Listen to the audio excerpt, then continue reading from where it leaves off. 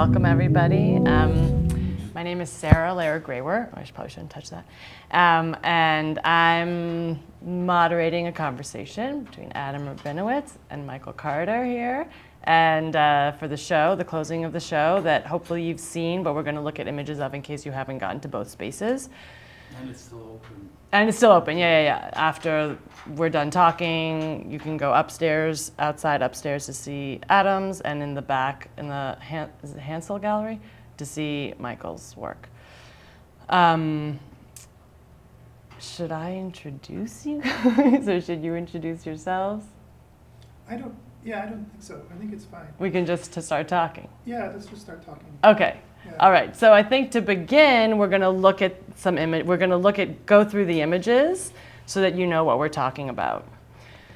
And as Michael or Adam clicks through, maybe you'll tell us like the titles when it's individual shots, so that people know that information. Sure.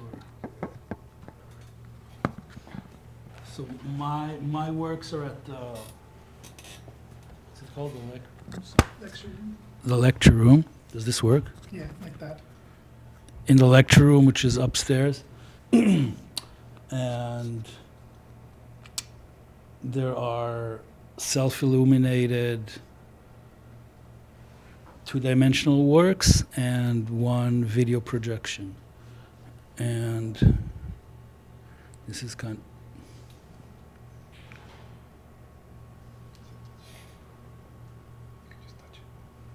okay.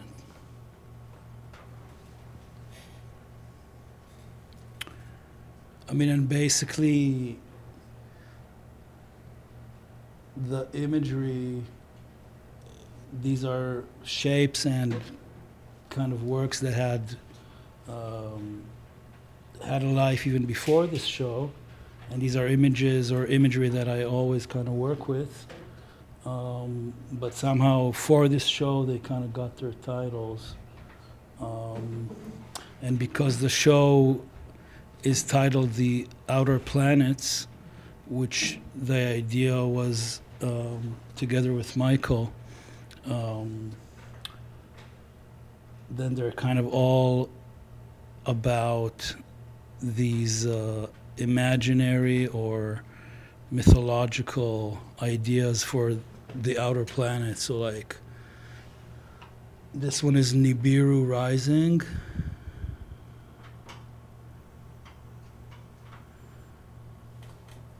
And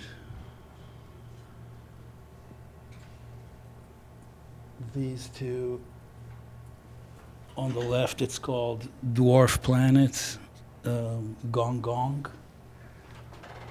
And on the right, it's called Planet 9.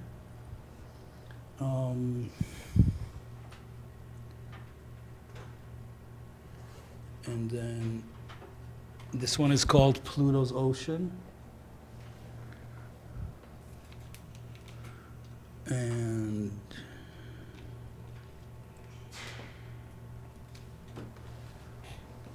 this one is called Trans-Neptunian Melody. And it has there's an image there inside of a piano keyboard. So it's something about like cosmic music. That's in regard to the titles. And the video projection? And the video projection is also Nibiru rising. Nibiru is like a hypothetical planet that the idea is that maybe it exists in the outer solar system, that it has a very powerful force, but we can't see it.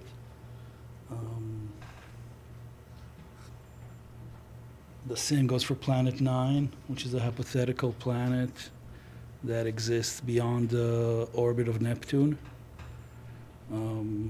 But maybe, I think, Michael, maybe you want to elaborate about the... Yeah, let's look at Michael's pieces. So when we talked about the scheme for this exhibition, I had been really increasingly attracted to the kind of metaphors and the interpretations of the outer planets a few years ago, I did a presentation about the Transcendental Painting Group here in LA and some of the figures who were involved in that, especially Dane Rudyard, who is probably the most influential of the modern astrologers. And that was also really the era when the outer planets, Pluto had just been discovered recently. And so there was a lot of sort of discussion in the astrological community about, well, what do these planets do? How are they working in terms of now that we're beginning to include them in our astrology and work? And I was really interested in the outer planets because they seem to, all of their orbital times are more than a lifetime. So if you're used to the kind of normal ideas of modern astrology, we're talking about, well, what is my sun, what is my moon, what is my, these planets and the way they have psychological or spiritual connotations. Suddenly now we're dealing with a set of references to our identity and our character, which are not about us as individuals. They're about generations or about groups or about any kind of cycle that's more than a lifetime, the zeitgeist of an era, whatever.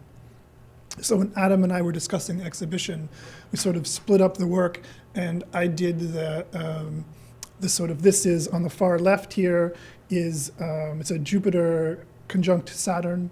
So this is sort of like the top of the old solar system model. And the Jupiter-Saturn conjunction is kind of a marking point of the biggest change of a cycle. Saturn is the slowest of the planets, so it marks the longest period of time in a human life. So that's the old system, the top of it. And then in the middle there, that's Uranus is a higher octave of Mercury. And then the one on the right there is Neptune is a higher octave of Venus. And so those started out because one of the ways that these modern astrologers really began to think about these planets was they began to discuss them in terms of, well, it's the kind of themes you might see in the inner planets like the Mercury or Venus, but now repeated on the kind of next scale up. So instead of the individual, for the group, for a culture, for a civilization, etc. So I was really interested in kind of starting to just if you didn't know what any of this conversation was, I wanted to give you a road that you could begin to come into these. And all of the formal choices, the shapes and the colors and the imagery, they all come from astrological correspondence charts.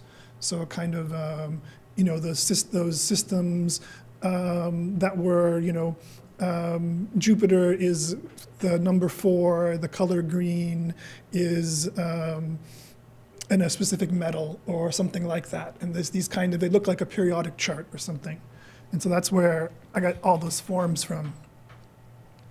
And then in the same space in the back, there's then this video on the back wall, and that's the outer planets. And that's a sort of a collection of all of the images of every time a new astrophotography is taken of one of these planets. So when they go from being, that's a point of light, to that's actually a planet, and then we get a little closer and a little closer and a little closer. So they come from being unknown into being totally known, right? They move into our awareness in this way. And so there's Uranus, Neptune, and Pluto is all in that video. And then on the opposite wall is this figurative work.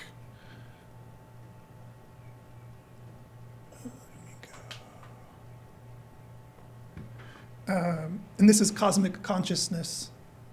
And I was really thinking about updating the kind of ancient, early modern idea of a human as being this entity caught between matter and spirit, right? It used to be the earth. We were partially of the earth, but we are, the product of the spirit and the spiritual above. And we were something, what it meant to be a person was to kind of be transfixed between those two extremes. But now I was that model is totally changed, right? That's one of the things that the outer planets represent, is when we move from the womb of our solar system to this cosmic vastness that we still don't really understand what it is that we are now engaging with. So I was just starting to begin to think about that, what does a cosmic person look like? We're still the product of this same universe in this same way, but we haven't quite visualize what that means yet.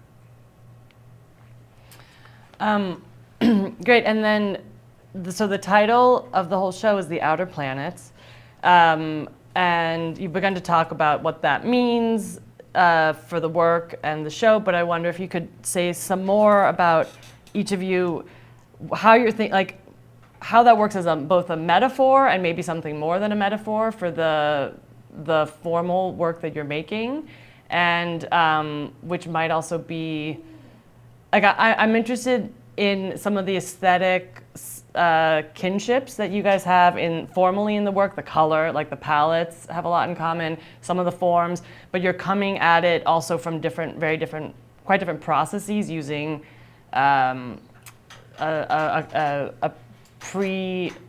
predetermined system of the astrological charts and things. And then Adam, you're working a bit more intuitively with the forms and the colors, correct? So I wonder if you could talk about the differences in your process, and also this concept of the outer planets as a metaphor, how that resonates with your thinking in your practice more generally. Go ahead. So I think, like, if you heard the way Michael spoke about his work, I think it comes from a more, I see Michael also as a researcher, and my work was always in a way concerned with outer space and these circular forms. So in a way, just it was like a perfect way to do this together. And also the idea from the beginning was to think of this exhibition as Michael's work being in the gallery, kind of being the center of the thing, and then my works are kind of a satellite to that. So, but then in a way also, like, maybe if there's my work doesn't have, it's about the outer planets, but it's, like you said, it's more intuitive. In a way, it was important for me to deal with the space of the Philosophical Research Society, and especially that room. And that's it. Yeah. No, I think there's more even. One of the things I think we really talked about was, before you had said, it's sort of like my work, my exhibition in the Hensel Gallery is sort of all about making these things known or making them accessible. And but at the same time, when I was doing the work, I was like, I'm not going to get all the way to Pluto in that exhibition. I'm going to leave out one of the outer planets. And I feel like that's really a space like that you should step in, because there's even beyond Pluto, there's all of these trans-Neptunian objects. There's all of this language of unknown planets. So I think we really kind of, that's sort of where Adam's approach sort of filled that space. Like, I'm really interested in what was unknown that is now becoming known. And he's in a lot of ways pointing to like, oh, there's still more things that are unknown, right? We will probably discover even more things that we think are planets, or, right, there's things that are still yet undiscovered. And that was sort of the scheme we move forward with the whole exhibition. So the outer planets, on one level, represent like a threshold or a distance of knowledge, or a limit that is constantly moving or being pushed, but that's like, it's that edge of our knowledge in a way.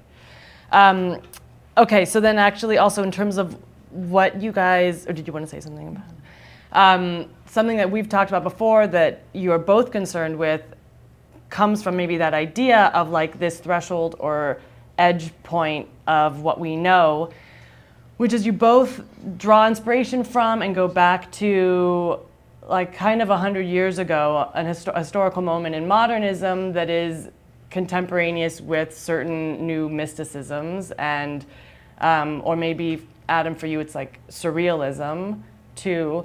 But I wonder if you could talk about this moment that we were talking about before in modernism, and how you're thinking about that in relationship to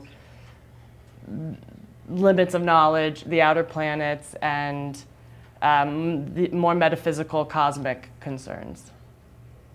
Yeah. I think for me, my engagement with that entire history, especially the sort of metaphysical history, the spiritual modernism aspect of it, was something that I, as a younger person, as a young artist, was completely unaware of. It really emerged out of these experiences I had learning about abstraction and feeling like there was something missing from what I was being told. And every now and then I would get these weird references. Usually they were like, oh, well, Kandinsky was a theosophist, but there was never any explanation or any clarity or things like that. And I was like, wow, like whatever it was that caused all of these artists to, that art history I had learned, build, towards greater and greater realism, and then to take this extreme break at this one moment. I was like, I really want to know what that is, because that was something. Can you explain that to us? Yeah. That moment? Well,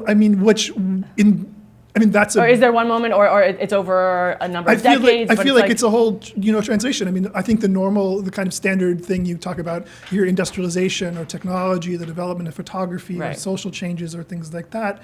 But then at the same time, when you actually look at what those artists themselves were saying and the things that they were actually discussing, that they were engaged with, you also realize that no, there is this revival, or there is this sort of transformation of the spiritual that also happens at that moment. And it really, like, there is no modernism without the New Age. And that's something that was completely, I feel like, 10 years ago, 20 years ago, 30 years ago was completely obfuscated in terms of the discourse around art, in pedagogy of the training of young artists. And so I, without really knowing that that's what I was moving towards, just kept on asking questions and then discovered this whole thing. And I was like, wow, like, what is this? This is really, I want to know what this is. Is theosophy the main branch of that, the main manifestation of that? I think in the era that we are talking about, it is the real like motive force. It's either like, that's the, that's the kind of place where all of these streams come together for one moment before they then fracture out again into what happens in the 20th century. So in the sense of, in terms of like, if you want to understand this discourse, if you want to understand this conversation, that's the place where you start. It's like, if I was learning about medieval European art, but was like, oh, but there's all of these images of this woman holding this baby and this guy on this, piece of wood, and like, what is that? And it's like, oh, it's not important, right? It's actually about economic issues. And it's like, you cannot really actually have a comprehension of what was happening at the moment if you will not engage with the spiritual and religious conversations that were happening. Can you give us a brief historical context for theosophy? I know it's like opening a big can of worms, but it also has to do with where we are, comes out of that same moment. My opinion is this place would not exist without that movement. Right? When is the beginning of that? I mean, the 1875 is the founding date of the modern movement in New York. So the modern Theosophical Society, right, is founded in Manhattan in 1875. Okay, and you see that a lot of the thought that is coming out of that movement is also responding to some of the discoveries of the outer planets. Is there do you feel like there's a connection that it's responding to science of the time? I mean, it's in its internal narrative, it's actually critiquing the science of its time, which is that the science of its time has become too materialistic already, and so needs to sort of be checked a little bit. But it's definitely sort of like developments like Darwinian evolution, right? The sort of discovery of the electromagnetic spectrum become very important in that era, because it seems to, in some ways, validate the doctrines that the theosophists are advancing. But there's also obviously a synergistic effect happening. Okay, so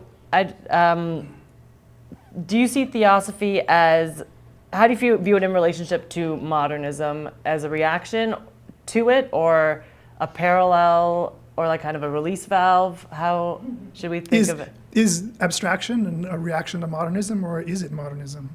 Oh yeah, I think, right, it is, but you're saying that maybe that's like the Venn diagram, abstraction is the Venn diagram between modernism and theosophy? No, I'm saying, like, if you think of abstraction as modernism, then theosophy should also be modernism.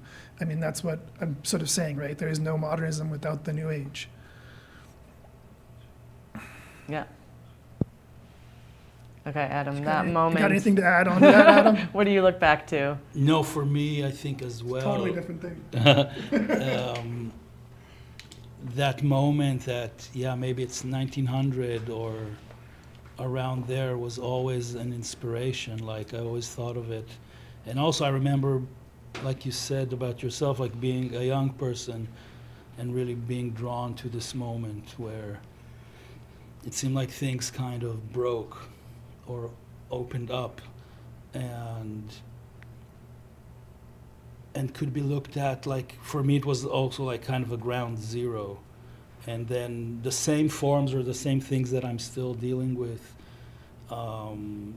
like I was doing these circles like already when I was maybe an art student, and then thinking about those moments. Like I remember,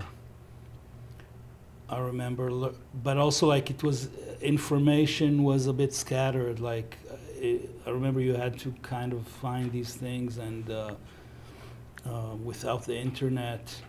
But I remember finding like there was like the Blue Rider, like in Munich, and like Kandinsky and Arnold Schoenberg doing like these things that were part dance, part music, part art, and dealing with color.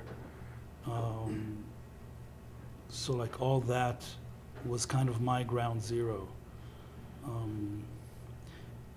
And then I think that's the point where Michael and myself meet. It's like kind of that thing.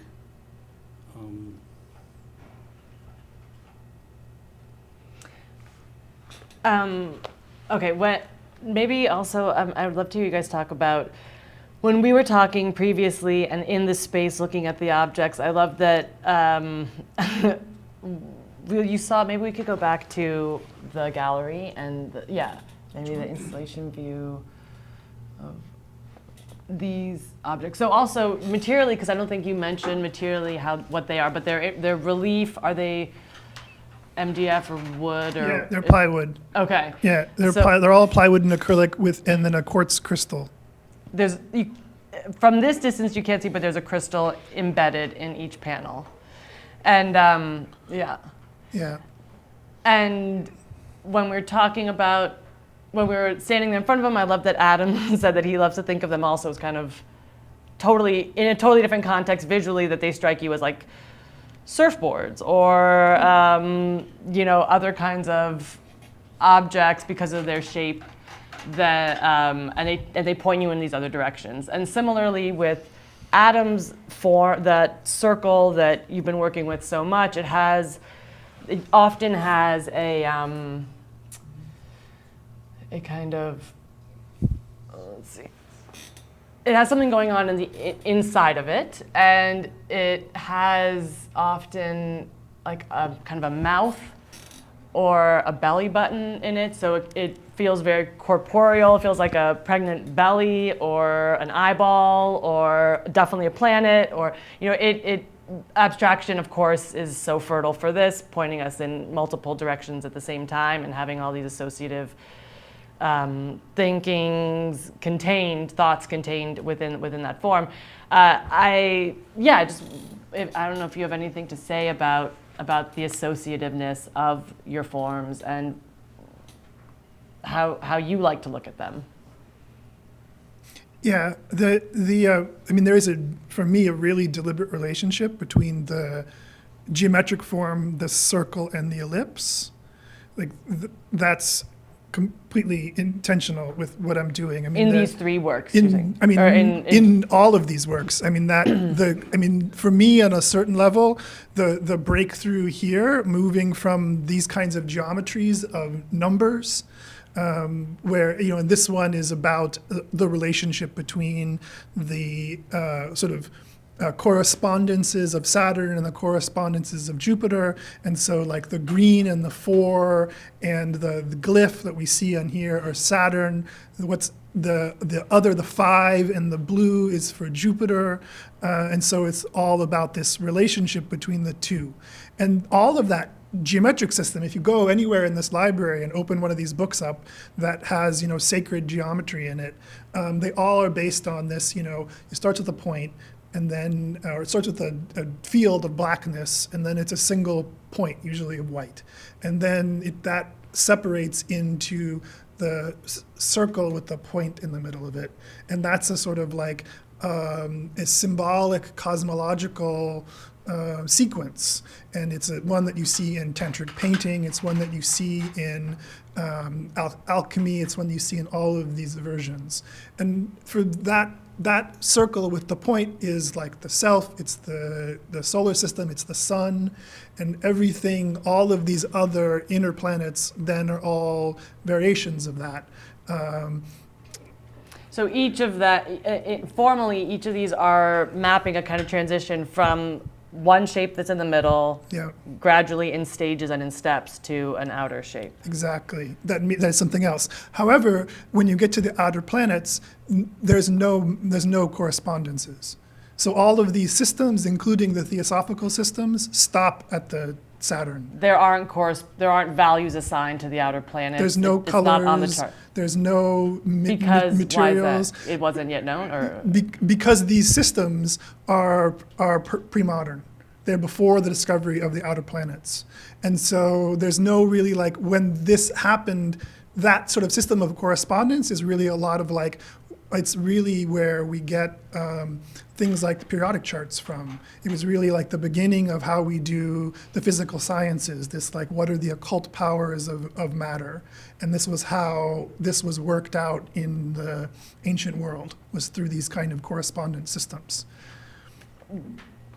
Okay, Yeah, Dane, sorry, there's so many No, questions yeah, for someone who this isn't well versed in this. Yeah. Did Dane Rudyard chart it or make the correspondences, or the correspondences are like ancient and go back a long time? Yeah. Okay. And he didn't actually continue that practice at all. I don't know if anybody's continued that practice. These correspondence kind of charts, which are normally used for things like ceremonial magic or practicing magic, making talismans and things like that, that really doesn't seem to have been then further developed. So, but at the same time too, like the reason I sort of came to these ellipses, the surfboard shape, is because the ellipse is actually the first shape that has two centers. So you can, if you've ever drawn a circle with like a thumbtack and a string and a pen, and you can draw a circle, well, you can do an ellipse that same way, but it has 2 points. You take two, nails, a piece of string, and you put a pencil or whatever between that loop, and then you pull it like this, and it's constrained by two centers. So in the sense, the outer planets are about, for me, that was like, oh, we are now beginning to talk about the other. We're beginning to talk about somebody else, not just about, how these spiritual systems relate to myself or my own identity or my own psychology or my own spiritual evolution, but suddenly we're having to think about this in relationship to something outside of us or another. And so that's where these ellipse forms for me appear in my work. These kinds of things is this. So this one, for instance, or the other one, right?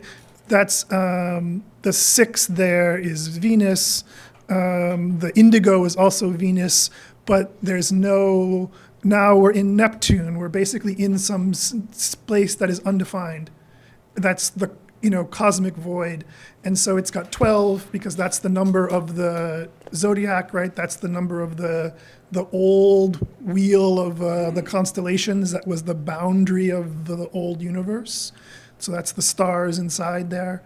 And now we're in, uncharted waters.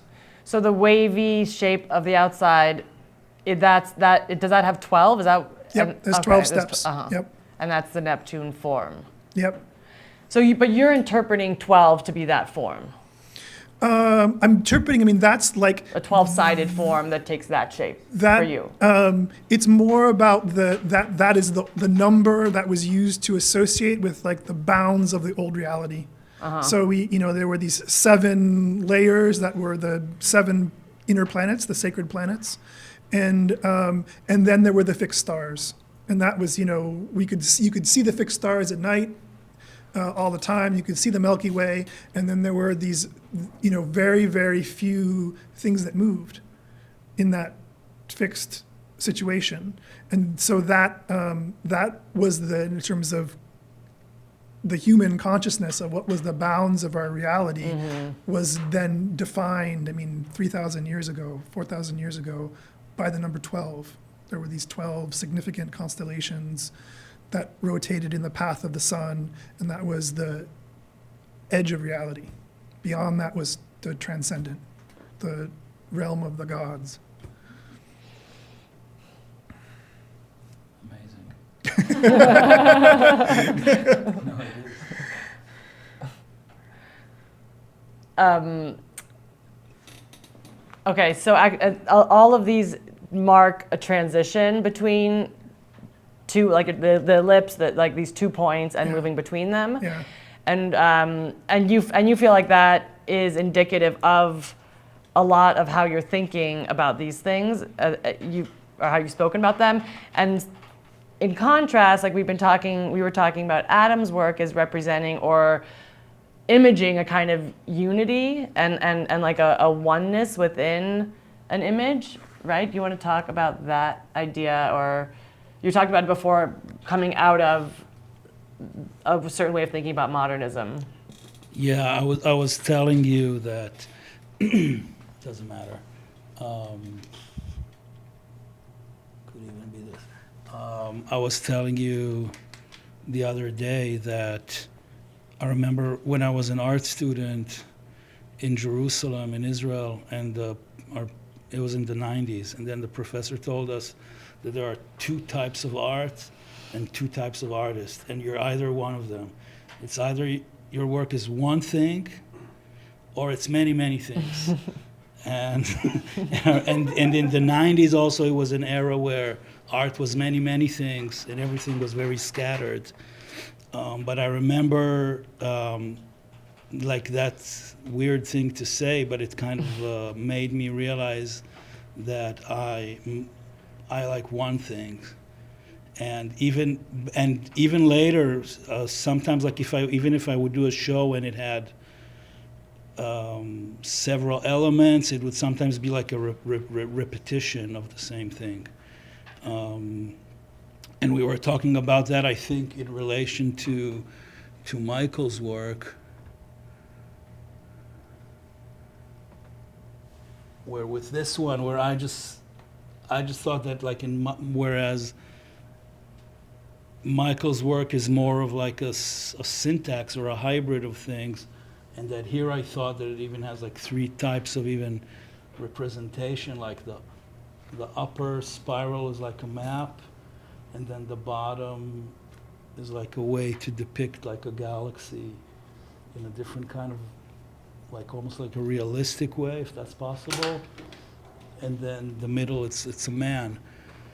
And I don't know, and with my work, there's kind of even nothing there. There's just, there's always like just kind of one image. And regarding modernism, like, Yeah, because you're saying that you were talking before that modernism is a kind of an idea of like a unified worldview, of like a oneness that. Yeah, and that's kind of where I come from, and but of course, like, I don't think I ever present like a critique of that, but it's also like an acknowledgement, like, of we're looking at it like from after, like, kind of the failure of everything, and whether it's ideologies or ideas, like at the point where everything's broken and we're just kind of reminiscing a different possibility, or like it becomes like more like a dream of something that's possible. Is that okay? So this is in the works upstairs. It's among the first times that I've seen in the work like a landscape, a photographic landscape in your work? This one? Like the sea of, yeah, that one. Yeah, and the other one. And then the one with the red. Can you tell us the titles of those again? And then also where that imagery comes from? And This is Nibiru Rising, and this is Pluto's Ocean. and then you have also done some work with like using early AI, right, to image kind of dystopian landscapes Yes. in other I mean, bodies of work. In a way, it's also like even with all these, or when I do painting, then it's almost as if they want to be landscapes, but I kind of almost hardly ever use a landscape format. But landscape is it's kind of always there. You're thinking about these as landscape So in a way, I mean, without horizon, sometimes in other works. or when in the video, like the way color gradiates. Yeah, there's a horizon there for sure, but like even like this work has a horizon. Which is Like this work has a horizon. the horizon, and the other was like the piano. Yeah. If it's a detail Yeah. you have to see in person. It's too small in here, but it's like a eye level view of the keyboard. But what I mean is that, like, kind of to do a landscape in this format and not a wide format, I think in my work it alludes more like to a body. So it's kind of a mixture between, I think there's like two situations. There's like maybe a landscape and maybe a body. And these forms are always like you alluded to, like maybe body organs, but in a whole they're like organless bodies. They're like only brains, or like they don't have feet, or but in a way if they have a mouth or they have an eye, like maybe they have a consciousness. So that's. I love that. But in a way also, I mean, these are like all of these works. Their origin is digital, meaning that they're like basically digital paintings that I do on the iPad. But then they're transformed back into material. So although there's like a backlit situation here that kind of can allude to a screen. And even if some of them look a little bit photographic, like it's all like just painted, maybe with some reference sources, Like the landscape, the more explicitly landscape elements are also painted or like or mostly drawn. like I think the sea here is like sampled from an old magazine, but then it's mostly like either it's like digitally, and then like with the iPad where you can really paint with the pencil. But then there's just something about them that becomes. I think they're not really. You don't really look at them as digital. Like they look more like.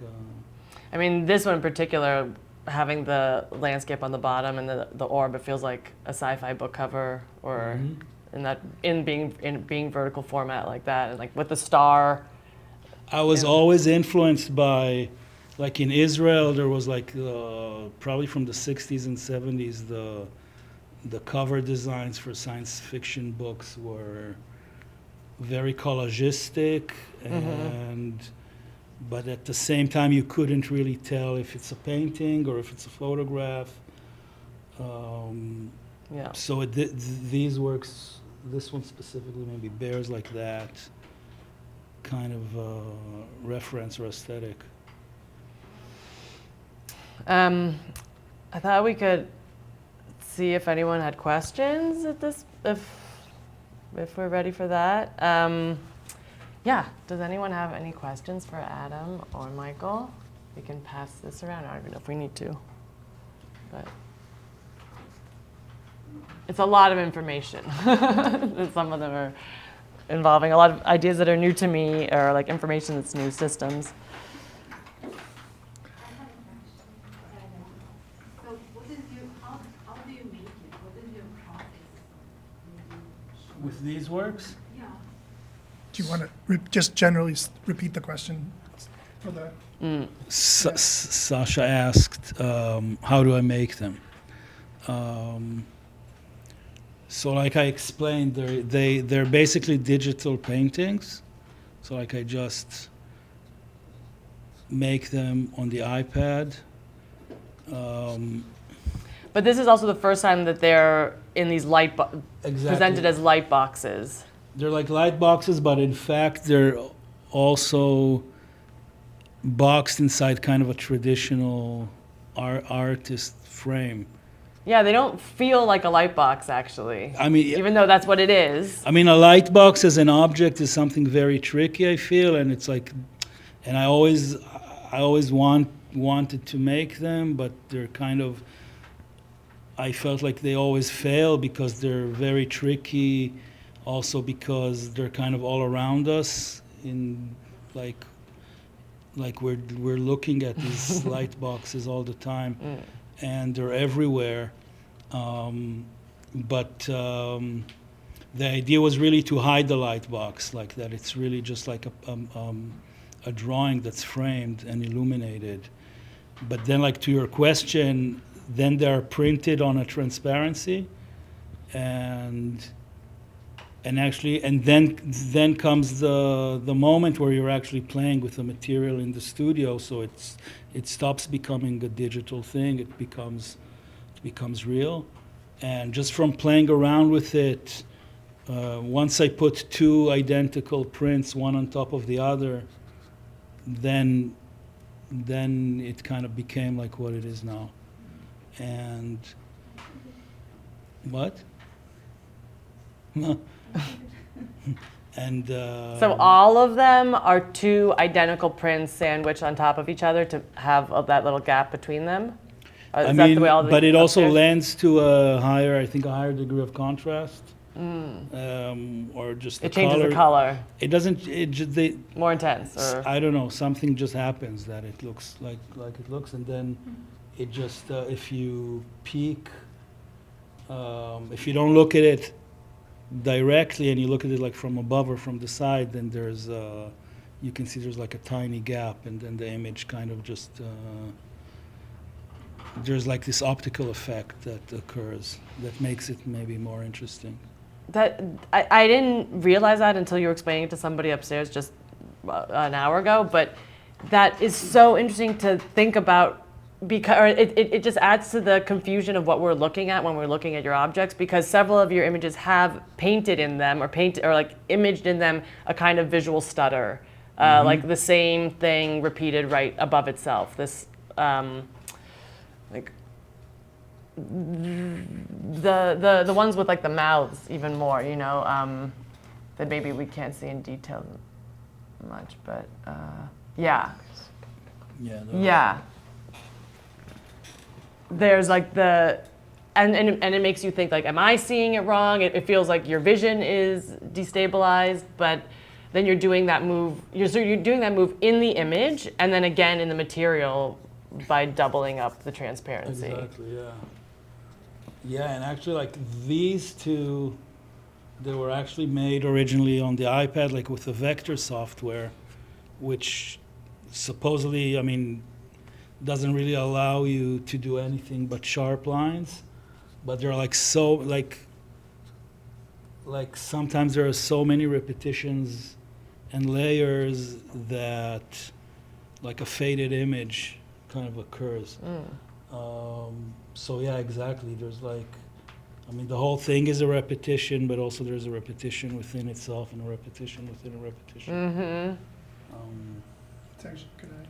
That's an interesting point, because going back to the kind of formal relationships and also the technology that's behind these works, that's actually another point of relationship too then, because the way that then these are all created, Yeah, it has there's a similar it's stepness the same process, except that whereas Adam is using thousands of steps to get the appearance of these of a gradual yes, transformations. yes. I'm dropping that number down Totally. to something that's 5 or 7 or 12 or something like that. So it becomes very overt. But it's, the part of the way I get these is by making one shape and making another shape, and then literally the tool then creates the in-between shapes and even some of the in-between colors as well. Yeah, definitely. You can see that in the same thing is happening in, especially you can see it in your video or in the videos where the movement between shapes is happening in a very similar Yeah. That's true. graded way, but on a finer scale, so it feels more gradual. But yeah. Yeah. Yeah. I have 2 questions for you, Michael. Could you tell us a little bit about the significance of the crystals? And then my other question is about thought forms. And, when you say, there is no modernism without the New Age, are you specifically talking about thought forms as an influence on the art world? Yeah, so just the question was to talk about the use of the crystals in the pieces, and then also to sort of my assertion about the relationship between the New Age and modernism and the book thought forms. So let's go back to the crystals to start with too.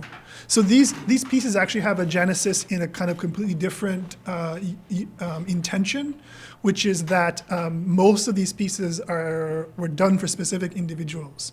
So this is actually the second one that I designed. Originally had intended it to do it related to my natal chart, which has a Jupiter-Saturn square in it, which is actually an aspect that is right now happening in the sky, in addition to other things. And so it's sort of the tension between maybe 2 of the greatest forces in the old system. But so what would happen with these pieces is that they were made most of them have been made by commission, and so someone will say, would you make me an individual piece? And then we'll look at their natal chart, and I will look through the different aspects in the natal chart, and I'll find something that it's this one is really, this in terms of seems to be from a modern astrological sense, a major story in your life, right? Like a major something that has been a pattern or a conflict or something that their chart is saying is repeating. Does this sound like something that resonates with you? And what happens is after we go through enough of those in this consultation, we'll land on something that'll be yes, that one, right? That totally, that's me.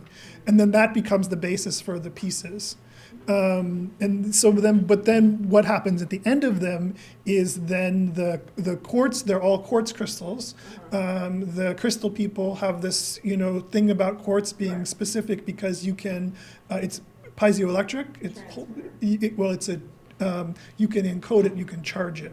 So the idea is you can put an intention into it. And that's what, when you see crystals being charged or crystals being purified or things like that, that's typically the process that's happening there. So what I would do then for the commissions then is at the end of the fabrication process, I would also write a kind of an intention or a script that's related to whatever that particular aspect was. So if this is something that you are, struggling with, or it's about, what the aspect is showing is about the need for a certain kind of change in your life, then the final step is that I would basically write that intention as a script and then charge the crystal. And that would close the piece. And so they have there's a regular art fabrication process, and then there's a metaphysical fabrication process that closes the work. So in these pieces, because they're not made for an individual, but they're made for kind of greater themes or larger ideas, right now the crystals are kind of just soaking up the vibes.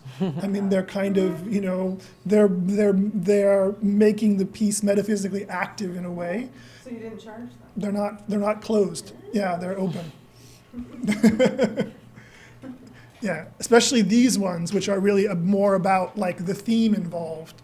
But they have different aspects, right? Like this one, is about the sort of movement from the physical, from the kind of inner to the outer planets.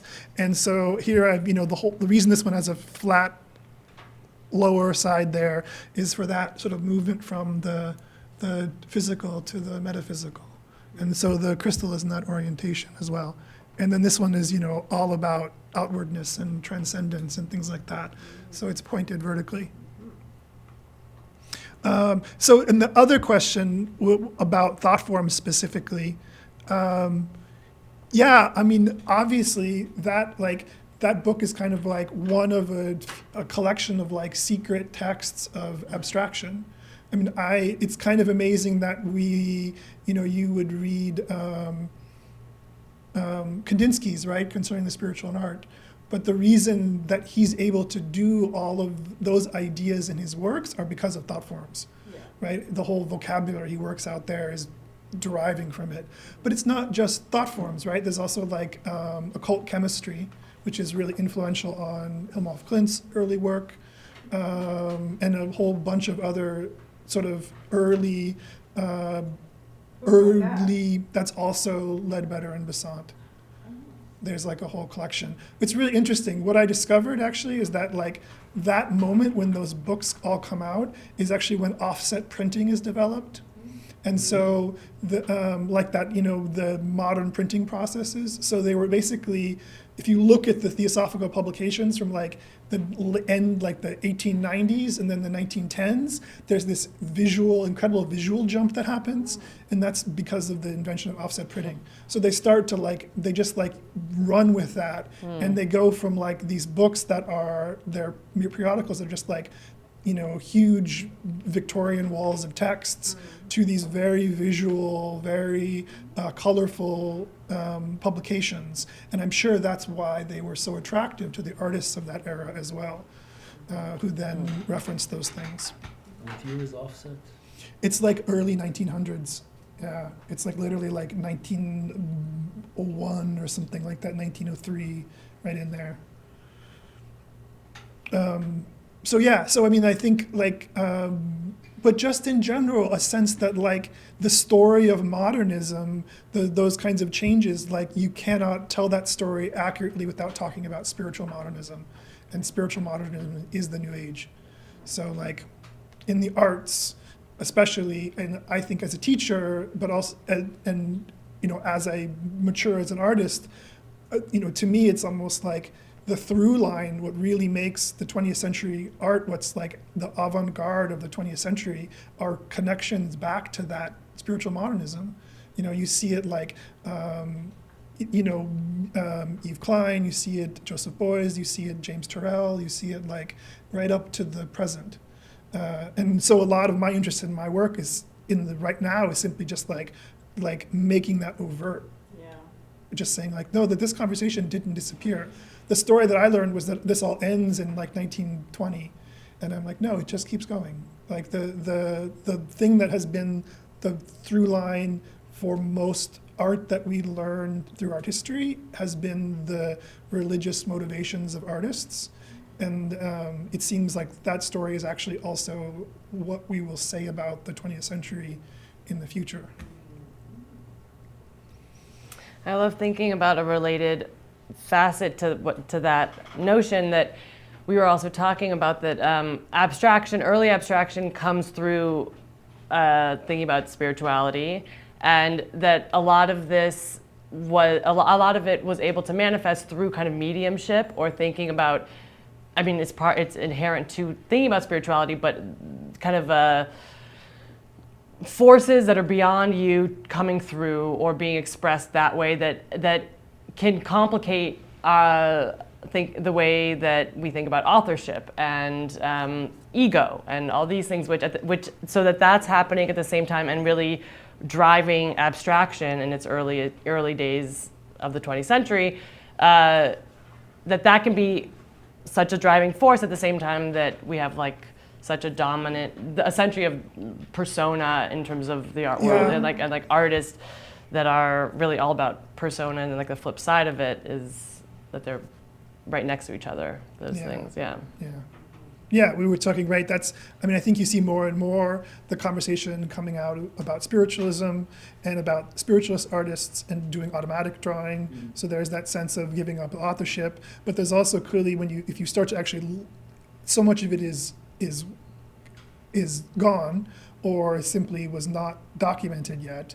And one of the things that I began to really notice was that if you look at the spiritualist art, it has a aesthetic, right? It has like a shared visual language. So they were clearly there's either a common, they're all receiving from a common source, and so they're all making the same kind of marks. But there's also clearly actually a network and a dialogue that's happening. So there's essentially this is what a spiritualist painting looks like, and that's also happening.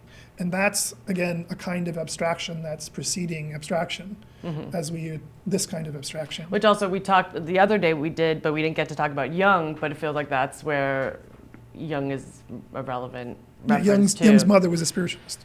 So, Let's kind of think about archetypes and shared yeah. consciousness on that level. Yeah, and again, modern astrology, the Rudyard's primary contribution to modern astrology was to blend it with Jung's theories of the archetypes.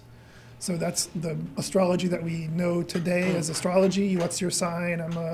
My sun sign is a Leo or whatever, right? Like that's because basically Rudyard learned astrology here in LA at Old Crotona, in the Hollywood Hills, and then slightly afterwards, he learned it from theosophists, and somebody gave him a collection of the complete works of Jung in 1932. He read them all, and he had the insight that he could combine the Jungian archetype with these ideas from astrology, and then advance modern astrology.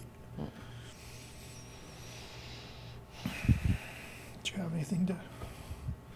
Who was teaching Dane Rudyard astrology? Egypt Huick.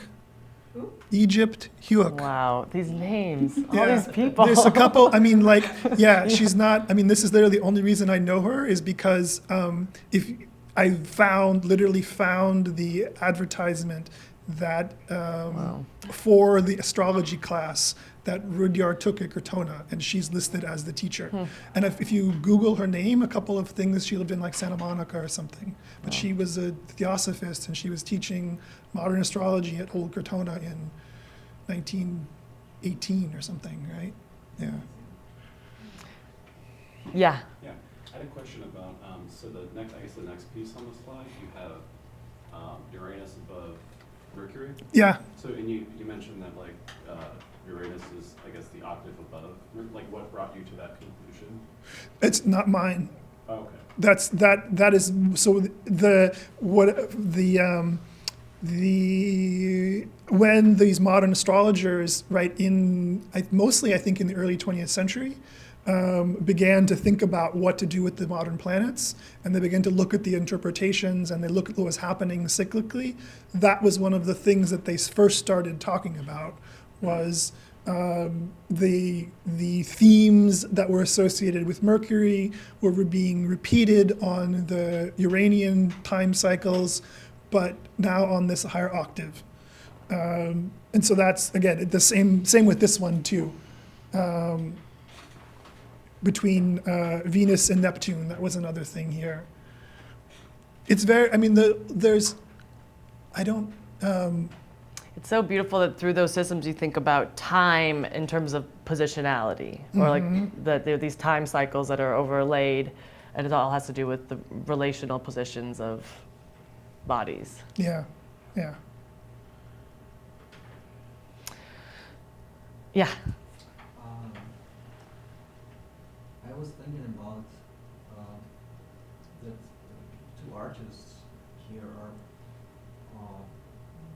two shows are very connected in some very interesting way. I noticed that Michael's work is always the image appears on the white background, whereas Adam's appears from otherwise dark, and being yin and yang.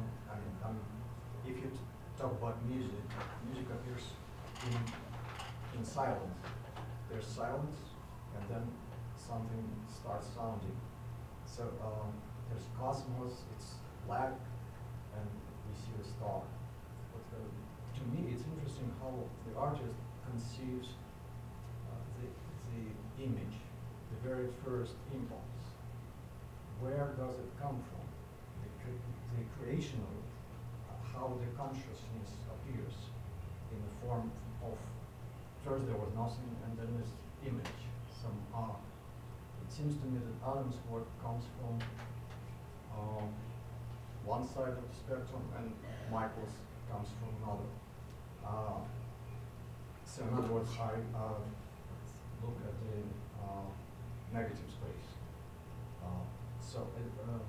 How do you, well, I guess the question is, how do you conceive, what was the first impulse when you see, when you think of the world?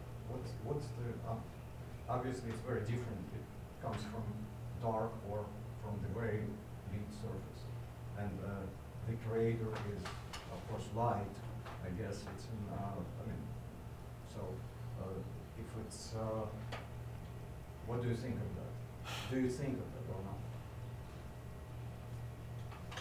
It's funny because your image, like one thing that it makes me think of too is like I don't know what you call that vision, but like with your eyes closed, internal vision, like what before you, the space where you do have visions, or where you do start to imagine and create an image in your mind's eye, but like the sensation of light and pressure on your eyelids is, I feel like, often what you're imaging. Hypnagogic.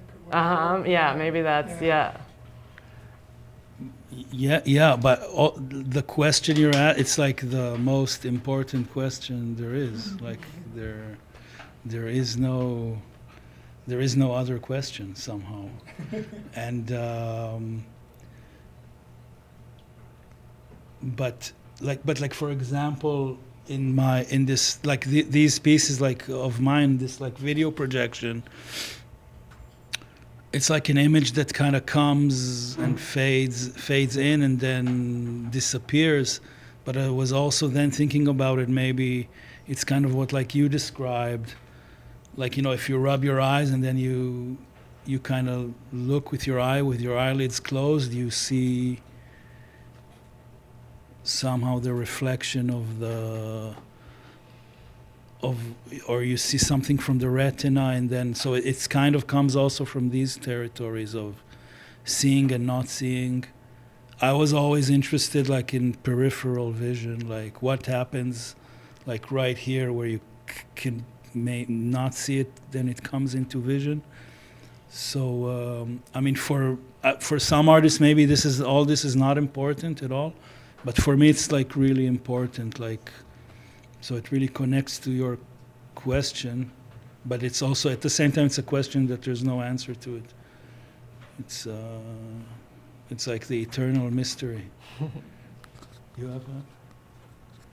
Yeah, I think you know, as you pointed out, the fact that we've presented these images once, atoms coming from the dark, mine coming in light, even the installation of my work, it's all about these points. I mean, these are things in this liminal space where the room itself is kind of dark, and the works are the things that are illuminated and are coming into that out of that dark space. So I think for me, it's almost like it's almost like the complement to what Adam is saying here. It's all about things becoming known. So they are, you know, to me they're gnosis. Right? This is, you are gaining knowledge of something that was previously incomprehensible or unknowable. That moment of like emergence. Yeah.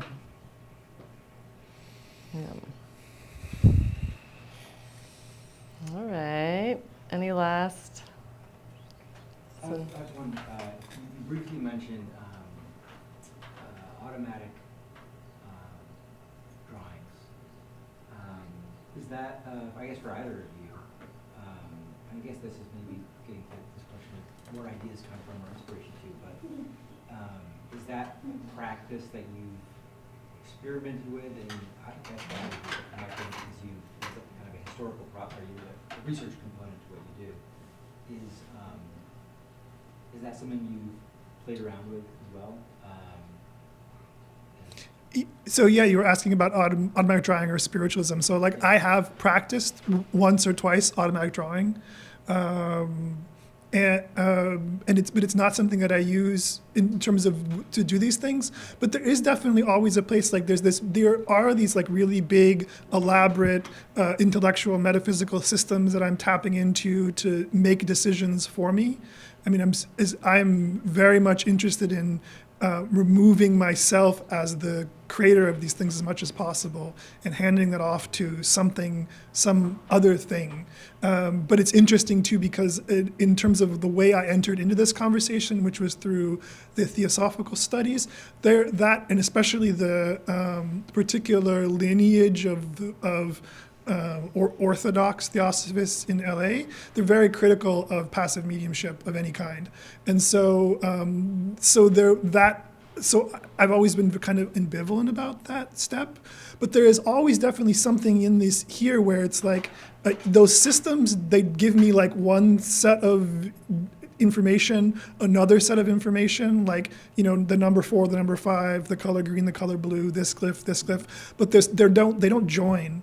And so there's still some level of inspiration or intuition that then has to step in. That's, you know, me making sketches, and then something will arise from that.